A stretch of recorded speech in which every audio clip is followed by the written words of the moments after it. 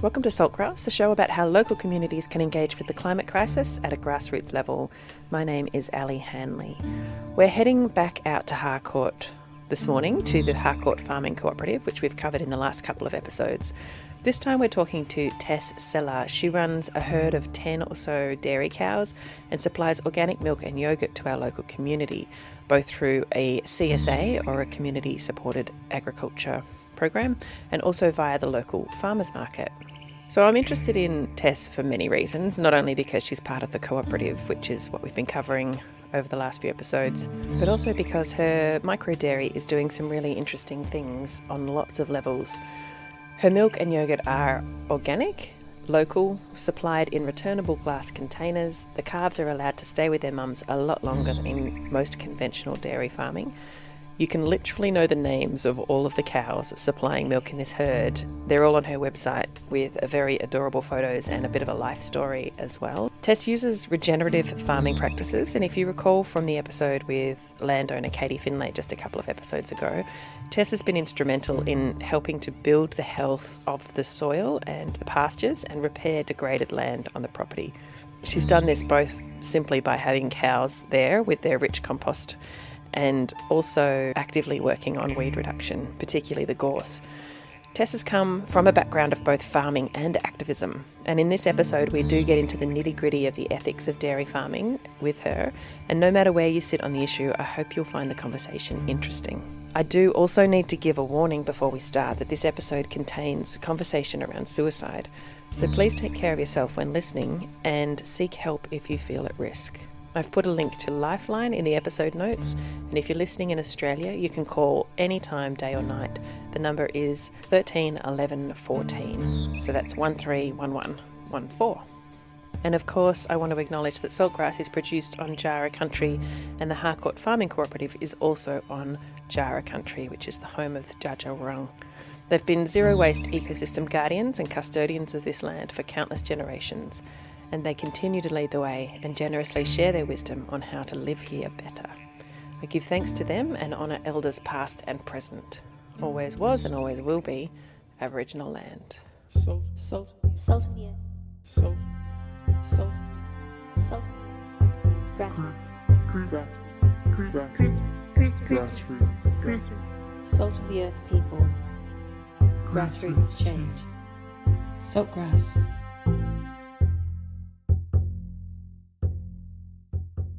Listen to all episodes of Saltgrass on your podcast app or at saltgrasspodcast.com.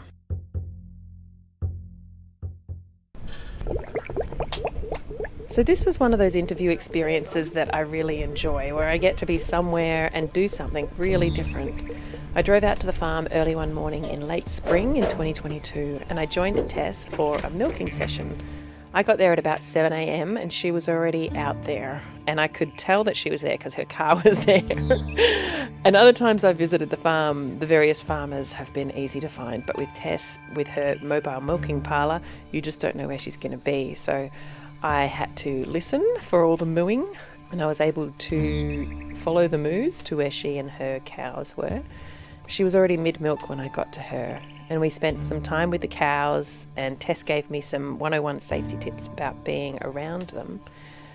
And I got to meet the calves, who hang out in a little pen next to the milking station while their mums get milked, and they do rejoin her once the morning milking has been done.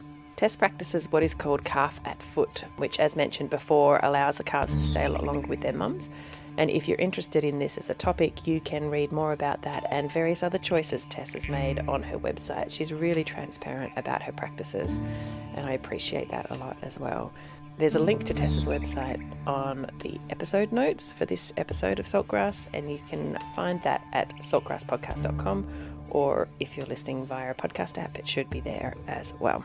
So after the milking was done, we walked some of the muddy fields with the cows to get them to where Tess wanted them to be. And I tried to get the perfect audio capture of a moo. After that, Tess took me up to the buildings, which are a complex of giant old sheds and other attached bits and pieces. And one of the buildings up there is an old shipping container that she calls her factory. And in there, she pasteurises the milk and sanitises the bottles and makes the yoghurt and basically runs her business as well. There's a little desk and office in there. She showed me the whole setup, and then we sat in what is known on the farm as the lunchbox, which is another shipping container that has been turned into a communal kitchen. And that's where we had the following conversation. Let's start with how you got into dairy. And I'm curious about the fact that you used to be vegetarian and you're sympathetic to vegan ways of life, and now you're running a dairy farm. Yeah.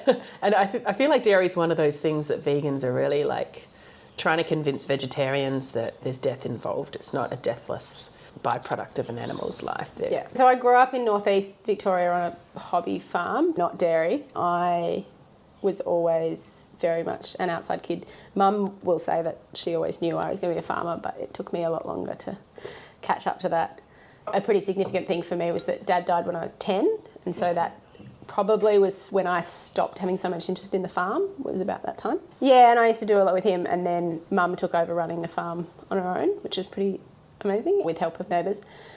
And then, like a lot of country kids, I fled the country at 18 and went straight to Melbourne, and with no interest in farming. But I actually pretty quickly wanted to be more involved in food system stuff.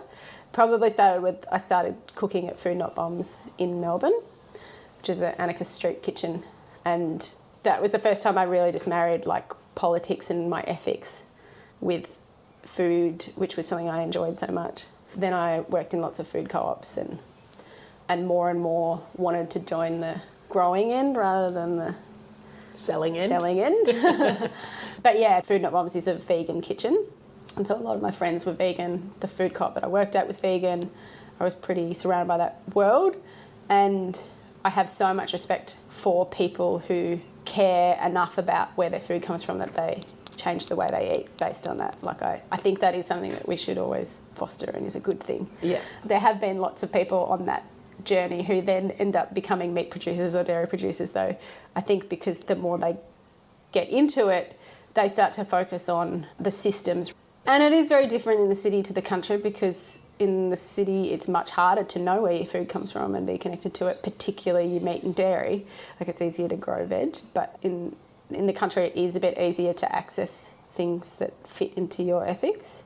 Here in Castlemaine, we've got several small or medium-sized producers, and you're always open to people coming to visit and talking about how things are made, and you value that sort of interaction and education of the people who might be your customers. And there's lots of producers around who can connect you to that, but when you're in the city it's harder to connect those dots and actually go to the farm. Is a massive undertaking when you live 3 hours from the farm. Yeah. But when you live amongst it, it's easier to step into it. Because our society now is so removed from agriculture, most people don't even know what they're looking for. So I've seen that quite a bit. You can, as a farmer, say what you want people to believe and leave out bits you don't want them to know. And most people don't know what to ask and what to look for. And I've struggled with that quite a lot, of people saying, oh, that's that ethical farm or that. And it's like, well, what are you basing that on? Yeah. It's a really hard, and ethics are incredibly personal. I don't think there's any farmer out there that thinks they are treating their animals inhumanely. Yeah. It's just that everyone has a different standard of what that is. Yeah, definitely. But so then from Melbourne, once I decided that I wanted to get into farming and I wanted to work with animals, dairy is the most intimate way of working with animals, and it seemed like the industry was just being hit on every front so hard, and it seems like a broken industry that I was really curious as to whether things could be done any differently. What were you seeing that made you think that? Like through co-ops and sourcing food, I just was hearing more and more stories about dairy farmers folding. Is that similar to, like, I know Katie talks about the orchard industry, what used to be a diversity of many small players, gradually they get bought out and out-competed by the really big players. And where the average herd size was 60 is now 250 or something like that. Right. It's definitely a get big and get out. And it gets smashed from every, it's criticised for how it does it, but then it's pushed to do it so cheaply that it doesn't really have much choice of how it does it. And yeah, I think that's a really interesting conundrum, isn't it? Because there's a sort of a human right. Everyone deserves to have milk it's a staple, like bread. It's like if people can't afford milk, it's a problem. And, you know, even politicians are asked on the spot, like, how much is a litre of milk these days, as if that's your test of how in touch with the people you are. It's so fundamental to our Western way of living. Funny, because obviously Indigenous people had zero milk. Yeah. You can't milk a kangaroo. No. I'm not 100% sure on the statistics, but I think it's the worst hit mental health sector as well. Suicides in dairy farmers specifically, particularly at certain times, like when Murray Goulburn collapsed during droughts, is really high. We bought some of our equipment off a farm that the farmer had suicided. We were building the factory at the time, and it was, particularly for Ollie, it was quite traumatic of like, why are we getting into this industry? It happened because he was so broke and he saw no out. And the guy who actually sold us the equipment was telling us they were just sharing casual stories about all the dairy farmers they knew that had suicided. And the one then that hit me was they said that the tanker drivers get training in suicide because they might show up to collect the milk and there's a farmer that's often where they do it. Wow. And also they're the ones that have more insight into how the business is going than anyone else. And so they might see signs in advance and things like that. Yeah, they'll see the farmer each week. It's just like, how is there an industry that exists where the person that collects the product has to have that? So that was part of me wanting to get into dairy. I then got an internship at Holy Goat because it's a pretty hard industry to get into if you aren't born into it. That internship was incredible, and then I went on to work there for another 5 years and still have a very close connection with them. And so Holy Goat have milking herds? Yep. And they create cheeses and milks and mostly cheeses? Just cheese, yeah. Just cheese. Yeah. And that's the thing with goat is that because you're getting such smaller litrage, I would say that it's probably impossible to make it financially viable off just selling milk. And so that was why when I wanted to start my own, went into cows, was that from my background, food accessibility was always a key component for me. And I wanted to be doing that base level product and offering that rather than the more luxury product, which there's a space for and I really respect, but that wasn't where I wanted to put my long-term energy. Yeah. Yeah. I mean, I definitely love my goat's cheese. It's not a staple, it's a luxury product, You're right, yeah. So you wanted to be able to provide that real staple but good quality and local. Yeah, and in dairy, a lot of the newcomers to dairy, like a lot of the small-scale people that are doing really great dairy are doing cheese because that's the most financially viable way of doing it, and it's a bit more exciting, a bit more prestige. So it's easier to access good dairy cheese locally, I think, in Australia than at most places you can't access local milk, which is the thing that people drink every day. Isn't it interesting? And I think that also the shelf life of cheese means that there's less risk of not selling at all or ending up with too much that you can't offload. Yeah. And so how did you start? So Carla and Anne-Marie at Holy Goat were obviously huge mentors, and I had that beautiful transition of work. Up until I started selling, I was still doing a couple of milkings there per week. And I'd formed this idea that I wanted to run this small herd of about 10 cows and be doing milk. And I'd learnt from other people in the industry that yoghurt was an awesome thing to do because you basically can charge double the price of milk for not much more work. So it's a great one to make your business financially viable. And my business wouldn't be financially viable on just milk. I'm dependent on that yoghurt sales. And then I met Katie. I was chatting to her at a Food Hubs conference in Bendigo. Gung Ho was already here at that point. She'd put the word out that she was interested in other small young producers coming on board, and I at that point was ready to jump. Actually, it was the morning that she said that I had a bit of a breakdown of like, what am I doing? When am I going to take this jump? When is it going to stop being this future fantasy? And then from that moment, everything kind of... And then she made that announcement and you were like, oh, okay, answer given. And you were also friends with Mel for quite some years, weren't you? So you had a connection there as well. Yeah. And then from there, once I'd decided that I was going to do that and I'd arranged that I was going to come here, I took 6 months off and I went on a sabbatical up and down the East Coast working at other dairies because I knew that once I got my own animals, I wasn't going anywhere for quite a long time. All farming's quite isolating, but it's really important to build those networks and have people you can call on.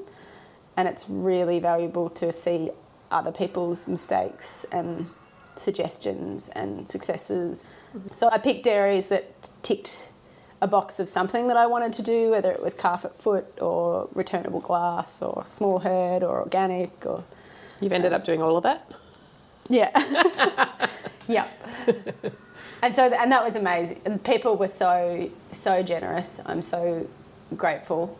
When we left Harcourt Farm, actually, we were saying thank you, and Heidi said, it's all right, just pay it forward. And so I hold that very true now in terms of helping other people in the industry.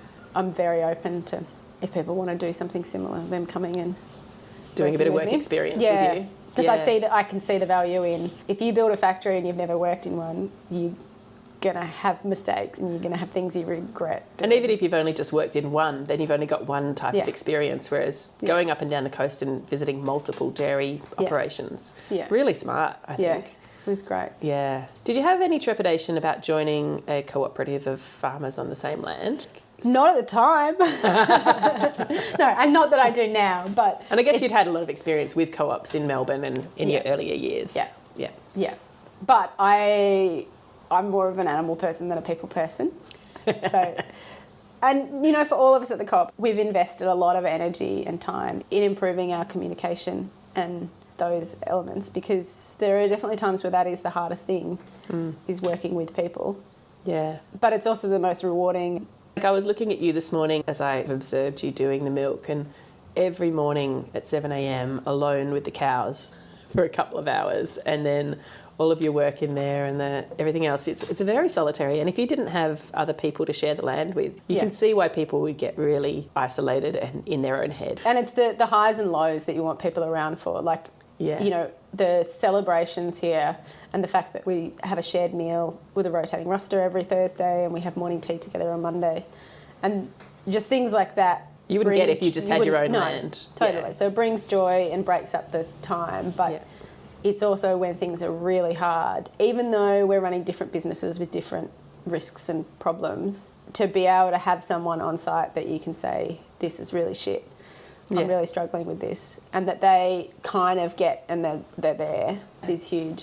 And even just physical also, like that, you know, if I physically am in emergency and need someone to help me, that there's someone there. I had a cow down once. I arrived in the morning and she had milk fever and she was contorted and not far off death. But the fact that I could call Ant quickly and say, can you just help me move her? Because there's no way I could have done it on my own. That was Ginger. You saw her today. She's fine. Yeah, wow. But if I'd actually been on my own, it would have been much harder. Yeah, because how much does a full-grown milking cow weigh? Ginger would be 600, 650 kilograms. Yes. Yeah, wow. That's a lot. That's half a tonne. Yeah, and my partner Ollie, he helps out with a lot, but he's usually at home, so that's a half-hour drive. I avoid getting him in to just help me move something. Yeah. And also, like you were saying, one of the cows gave you a black eye recently. Like, if a cow had knocked you out, it's nice to know there are people around. Totally. Yeah. Yeah, and we do try and always have, like, particularly in summer, a rule of everyone has their phone on for snakes and bushfires. Yeah. Hey, you didn't show up for morning tea. Yeah. And part of our bushfire plan is anytime there's any local alert that we check in with everyone that's on farm and make sure we know who's here and that they know what's going on. And yeah, cool. And so how did you get your first cows? So there was a local guy who was milking a cow, and I knew that he wanted to stop milking and that he was going to sell her, and I met him.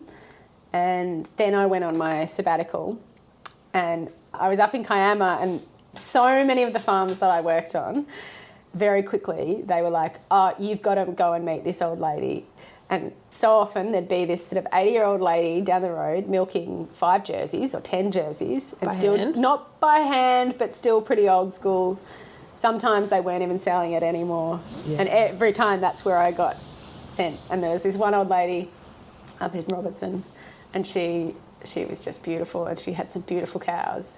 And I was telling her about this cow back here, and I was saying, oh, she's such a beautiful nature, but I'm just not ready. And she said, if she's a beautiful natured cow, that is the most important thing for your first. So a cow that you can work with well and that will set the energy of the herd. And she was right. And so that afternoon I called and bought Berta. And is that the black one? Yeah. Yeah.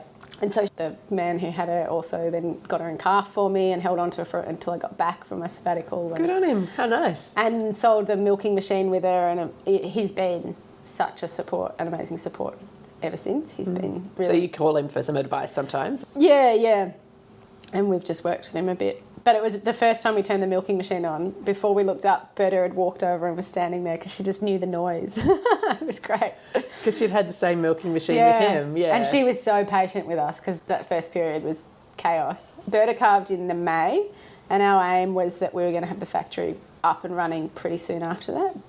But it was 18 months later that the factory was selling. So for 18 months I was making 20 litres of cheese every night once I got home from here, and I became the world's most resentful cheesemaker.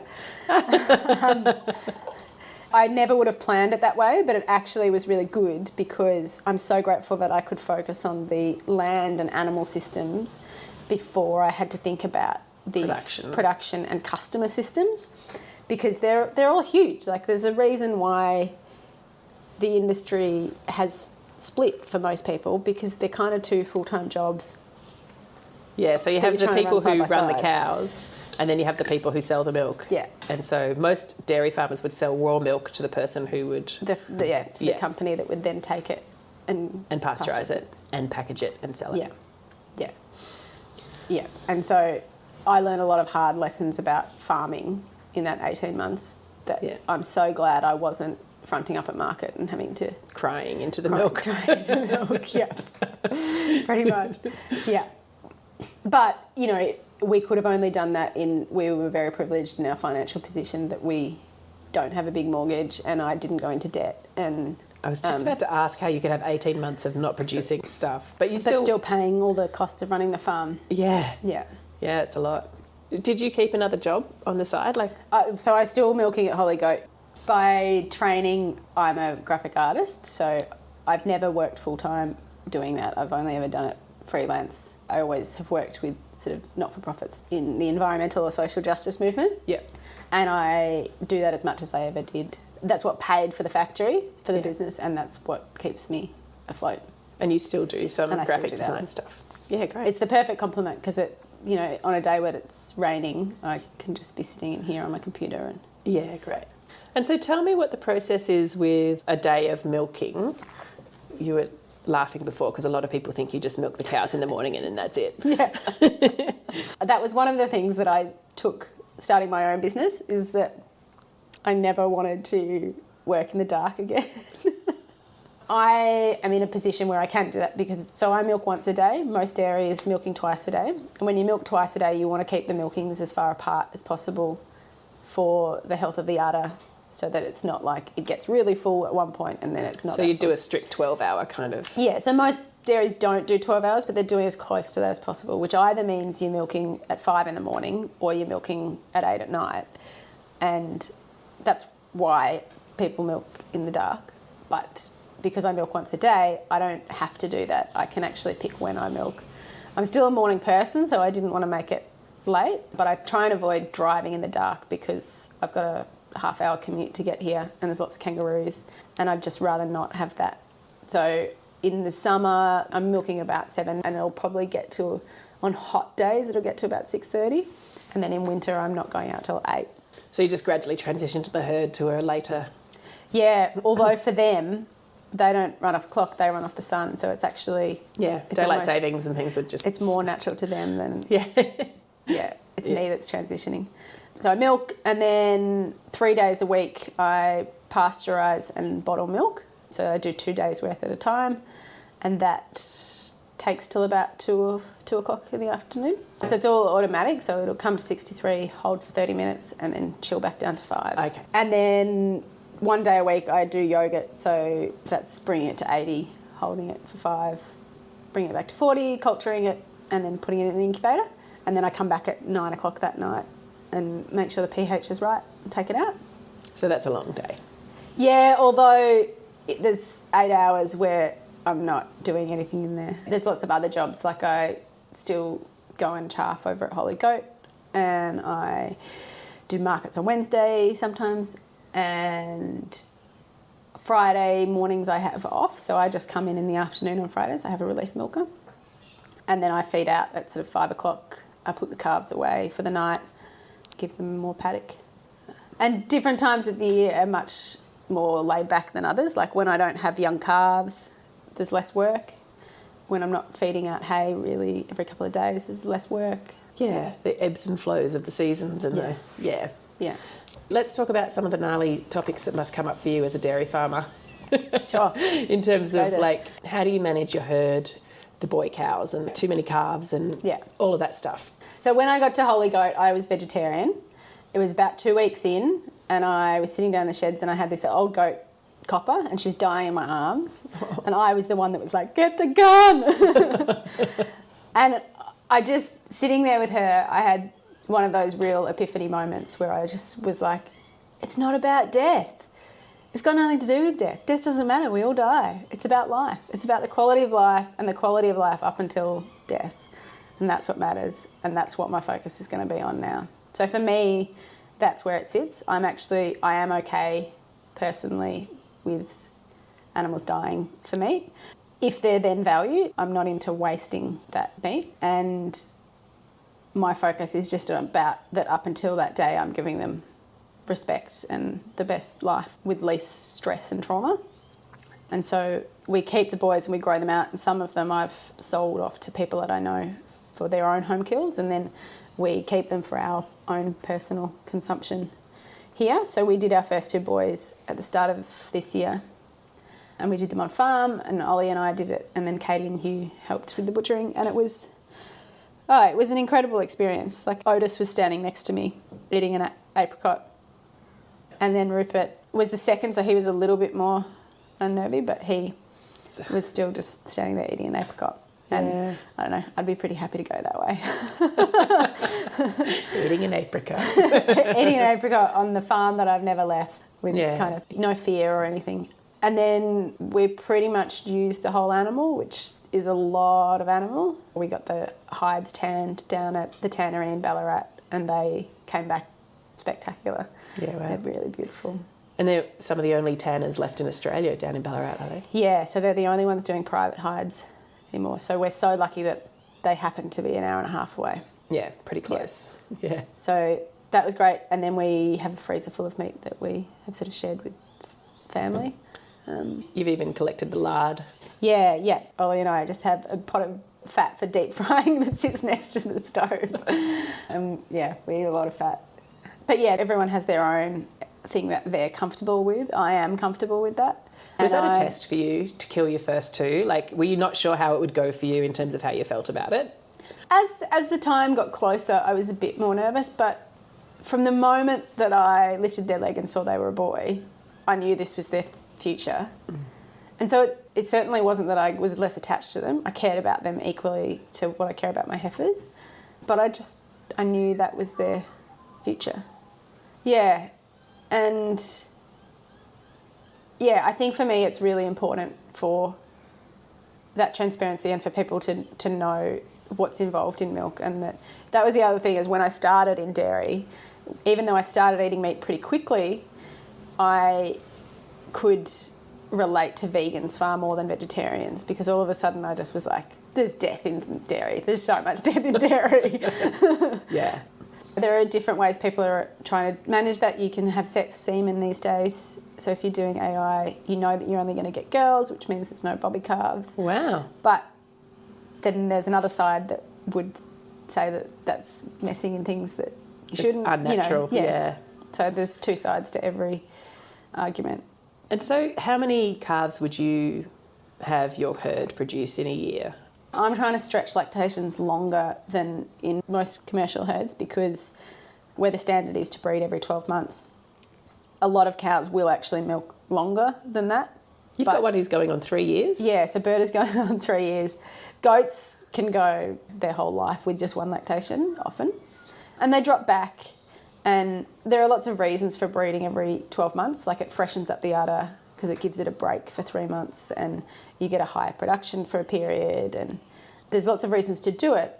But the flip side of that is that that's the animal's most vulnerable time, is when she calves and she has a lot of milk. It's when she's most likely to get sick and die. From the birthing process or from infection and... From having such a massive udder and having such a compromised immune system. Yeah. Like everything around that time is just compromising her immune system. But you also have more carbs that way. So for cows that I can stretch it out, most of them are around 18 months that I can stretch it out. I do, which just means I have less carbs. So less to deal with in less terms to deal of... with and then less questions of, does this go to meat? You know, how do I do with that? Yeah. Cows are a community animal. They're not a single household animal. There's so much meat.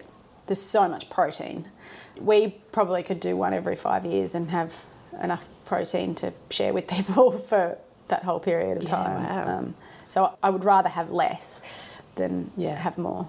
But the other part of that is, like most agriculture, the war was kind of the real change into industrial ag. And it's in World War I and II? Yeah, World War II. So up until that point, farms were much smaller and much more diverse. And you had much more dual-purpose systems because if you had a crap year, you wanted to be able to make money off something else. And then after the war, we really went into this monoculture, focused on production and get rid of these traits to focus on this trait. And that happened across all agriculture. Yeah. But so in dairy, where it happened was around breeds. So up until the war, in Australia, the dairy shorthorn was one of the most popular breeds. It's a dual-purpose animal. Post-war, it all went into the Holstein Friesian Jersey market because they're higher production. For milk? For milk. So dual-purpose means they're good for... Meat and milk. Meat and milk. Yeah, so like a dual-purpose chook would be for meat and eggs or... Yeah, so pre-war, a dual-purpose dairy shorthorn, you sold the boys for meat and made a good amount of money, and you milked the girls for milk and made a good amount of money. Whereas the high production dairy breeds, the boys aren't really worth anything. And so that's when they really get sold as tiny bobby calves because it's not worth growing them out because they don't put the meat on. So for me, actually, a lot of that criticism of the dairy industry in that world actually exists because we're focusing on high production.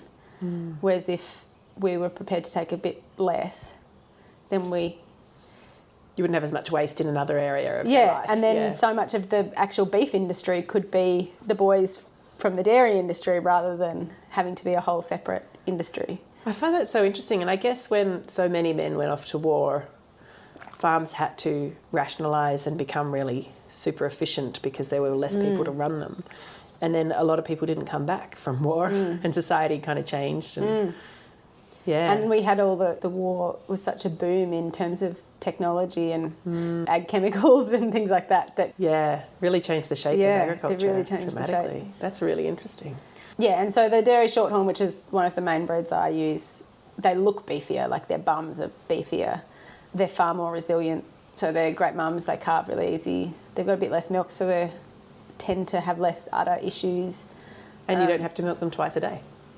Yeah. And they do much better on the Central Victorian feed, which isn't super high quality. Yeah, so I love that. And they're good cows for They're here. good cows. Yeah, they're beautiful. So where they were the most dominant breed, they're now a heritage rare breed because there's so few of them. The farmer that I get them off and whose bull I use, I think he said something like the Castlemaine show used to have 120 entries of dairy shorthorns and now there's a dozen farms in Victoria. Wow. Tell me about your lines and the names of the lines because I love the that. family line. So that's actually you a have to keep track of who's from where. I can't copyright that. That's a holy goat system Concept, that I've taken. Each family line has its own name and then the names are within that family line. Yeah. So like Berta, she's the singer, so she was Roberta Flack and she had Iggy, who had Patti Smith and Marianne and Bowie. She raised Norma as an adopted calf, and so Norma Jean, Marilyn Monroe was adopted. She had Doris Day and Betty Davis. Ginger is the biscuit line, so she had twins of Monty and Carlo, and then she had Kingston. Yeah, great. It means that like 30 years down the line, you can see a cow and know who she's related to. Yeah. Quite easily. Yeah, that's great. I want to hear a bit more about the difference between this type of farming and conventional dairy and what being part of this cooperative means in terms of your values and your... Yeah. I mean, so in terms of different to other dairies, the mobile system is probably the most obvious. So while I do only have a small herd of 10 cows, I have seen this done on like large scale. So there's someone in the UK and someone in New Zealand that run it on a semi-trailer system. So there's a few reasons for the mobile milking parlour. One is that we're on leased land, and so it means that can come with us. It's not attached. So with people coming into small scale ag, dairy is probably the most prohibitive of people getting into because of the cost. So for a factory, most people are looking at least $500,000, and then for their actual milking sheds, they're looking at a few $100,000, and that's all set in the land. Like it's a permanent shed, which means that either if you stop doing dairy, it's worthless. I mean, you can sell bits off, but you're never going to get what you put into it. Or if you sell the property, if the people buying don't want to do dairy, it's not part of the value. So the idea of having it as portable is so we can take it if we can finally end up on a farm that we live on. But also, if something happens and we want to stop doing dairy, we can sell it to someone in WA. Like it's completely saleable. But the other part of it is the environmental one of that in a normal conventional system, you have a human-centric system where you have one shed with all the hot water and everything and the electricity, and the cows come to it and they get milked and then they go back out into the paddock. So from a human point of view, that works really well, having everything centralised. But from a cow's point of view and environmental, they're walking the laneways and the holding yards every day, which means that in summer you end up with a lot of dust and eroded areas, and in winter you end up with really muddy areas that cows are sort of knee deep in mud quite often, which is bad from a hygiene point of view, but also for land health, soil health. And it also is this thing which we're pretty good at of concentrating something until it's the point where it becomes a negative. So, we're so efficient. Oh, now it doesn't work. And now we've got a huge waste problem. It means there's this huge concentration of shit and piss in one area of high nitrogen. An average dairy of 200 cows uses 6,000 litres a day to hose down all the yards and the dairy. And you're then concentrating all that nutrient, having to then hold it in a holding pond and then pump it back out onto the paddocks using fossil fuel at a later date, making sure it doesn't get into water systems, and it becomes a problem. Where actually shit and piss are a really positive thing for the land if they're evenly distributed. So that's the other part of the mobile milking system. So we have a milking parlour that's out in the paddock that moves about once a week with the cows into different paddocks, and we drive to it to milk. And so the cows are always on the paddock. And so my water use is about 30 litres to wash down the system. Obviously, I'm much smaller, so I'm not comparing that to a 250 cow herd, but it's a lot less because you're not hosing out yards. In Europe, they use very similar systems, like when they do the alpage in the mountains. So to get the most out of the spring growth, they take the animals up the mountain progressively over summer. And they start off with an electric mobile milking system, and by the end, they're hand milking and bringing the milk down on donkeys. But they've got lots of mobile milking systems within that. And there's a Ukrainian company, Mototeka, that build very similar to ours, mobile milking systems that we based it on. Ours is the first licensed one in Australia, which is pretty exciting. And Dairy Food Safety they were really good about it. For them, it's just a shed, really. So there's a bunch of standards you have to comply to, obviously. Yeah, so my licence sits both for the factory and the farm sits under Dairy Food Safety Victoria.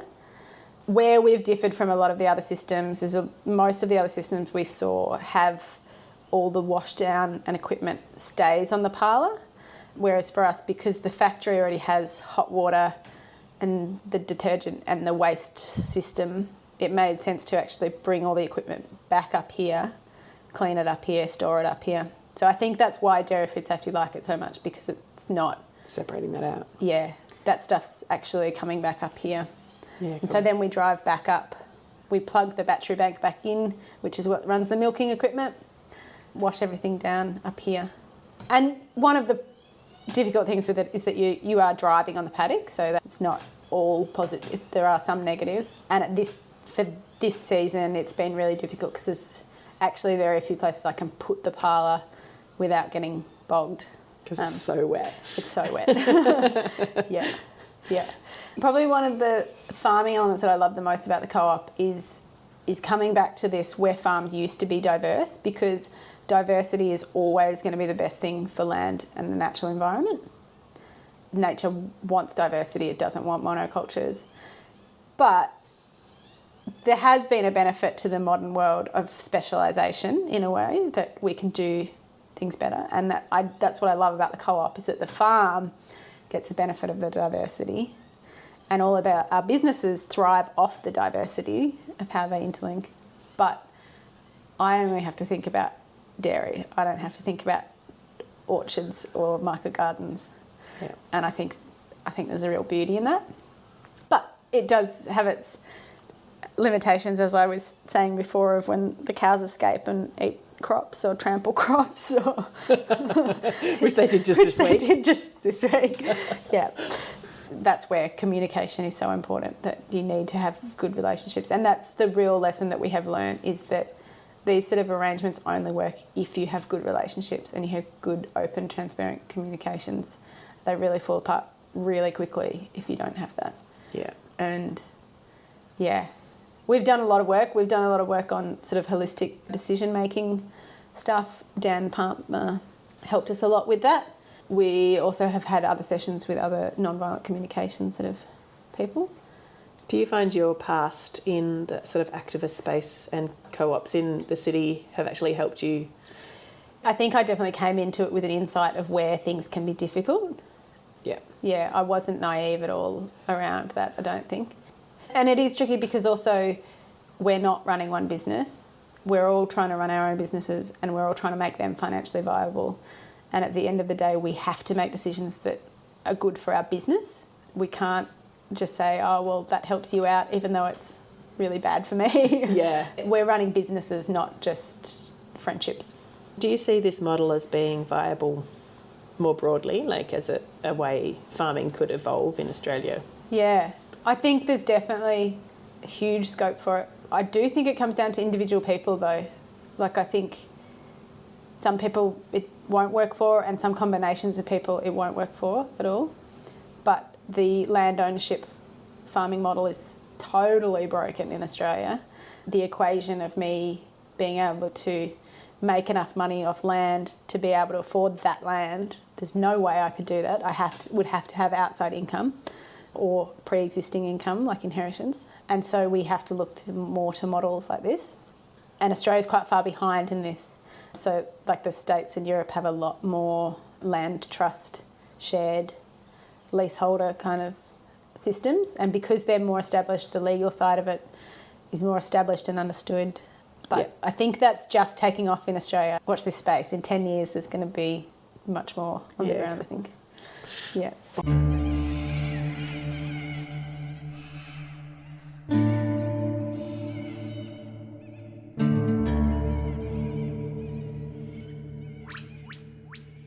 So there you go. That was Tess from Sellar Dairy, one of the members of the Harcourt Farming Cooperative.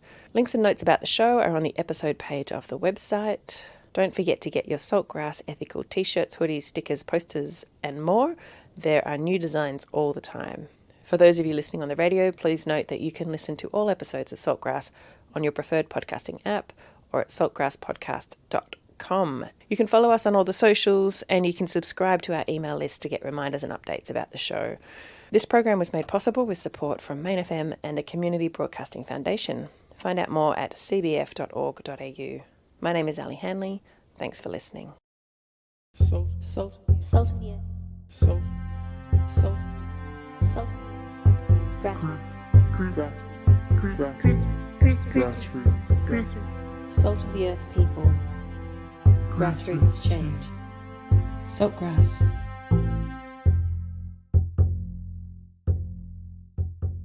Listen to all episodes of Saltgrass on your podcast app or at saltgrasspodcast.com.